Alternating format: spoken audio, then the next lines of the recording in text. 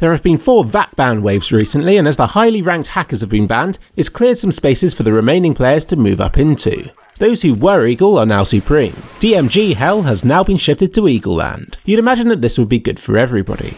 But some people aren't happy. Take those people who are already at the highest ranks. For years they've battled to keep their rank despite being against hackers. Now, all of a sudden, they feel their achievement has been devalued since lesser skilled players can also reach the highest ranks. I can understand how they feel, but seriously, what do they want?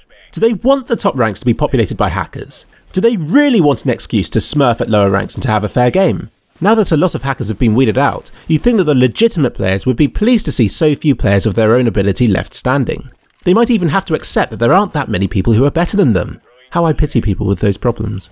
Sometimes it seems as though the community is looking for any excuse to put others down. I suspect matchmaking at all ranks is now a lot more fair than it's been in a long time. I don't think it's anything spiteful. It's elitism. You get it everywhere, and inevitably when you've invested so much into a game, you don't want other people acquiring the same glory with a fraction of the effort. People's opinions of the ranks have been skewed. Let's look at the top 10% of players, who should all quite easily fit in the top 2 ranks if it weren't for cheaters. For years, these people who rightfully deserved a place near the top have been pushed down by cheaters to Eagle ranks, or even further. This in turn knocks people who deserve Eagle ranks down into DMG, and DMGs into double AKs. This has gone on for so long that it's become the norm. Some have said that there's no sense of achievement in going up a rank, but the reality is that they've always been that high rank, it's just that the cheaters have occupied their slot until now.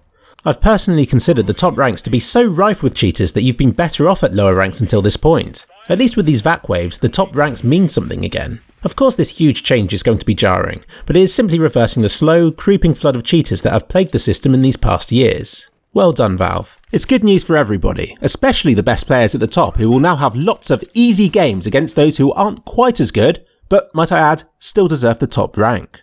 Likewise, the problem of smurfs in lower ranked games should also go down if they can get better, fairer games at their own ability. They can no longer justify their actions on cheaters.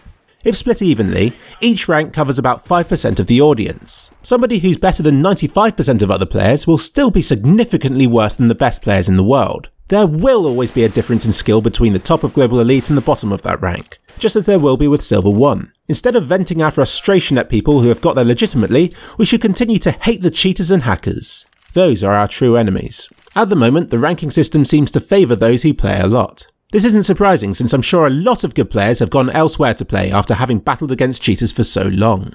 But they'll be back. The ranks have always been a bubbling mess of players battling for the top. The recent VAC waves have shaken things up a bit, but it will no doubt settle with time. Until then, I urge players to not be toxic and to stop throwing insults like, "you don't deserve your rank," because, for the first time in a while, they probably do.